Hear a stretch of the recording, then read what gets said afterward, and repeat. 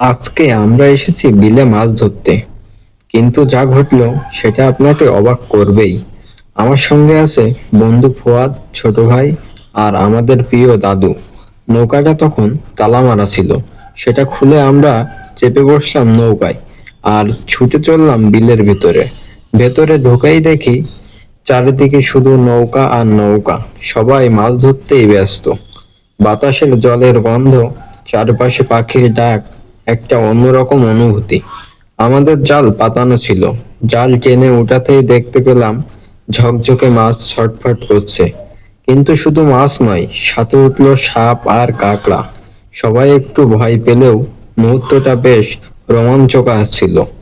তারপর আমরা চলে গেলাম বিলের মাঝখানে। সেখানে ফুটে আছে সাদা আর গোলাপি শাপলা ফুল। হাতে তুললাম ফুলগুলো আর খেতে শুরু করলাম। শাপলা ফুলের ঢ্যাবও তুললাম। আর যারা যারা আগে খাইছেন শাপলা ফুলের ঢ্যাব, তারা অবশ্যই কমেন্ট করে জানাবেন। আর যারা খাননি তারা একদিন অবশ্যই ট্রাই করে দেখবেন। একদিকে সূর্য আস্তে আস্তে পশ্চিমে হেলে পড়েছে, পড়ন্ত বিকালে সোনালি আলো জলের উপর পড়ছে। চারপাশে যেন রূপকথার মতো এক পরিবেশ। হালকা বাতাসে শীতলতা মন ভরে যায়। যার সেই মুহূর্ত, আজকের এই অভিজ্ঞতা আমাদের মনে করিয়ে দিল আসল আনন্দ লুকিয়ে আছে প্রকৃতির কোলে। আপনজনদের সাথে ভাগাভাগি করা কিছু মুহূর্ত, মাছ ধরা, ফুল তোলা আর বিকালের সোনালি আলো, সব মিলিয়ে আজকের বিকালটা হয়ে থাকবে সত্যিই স্মরণীয়।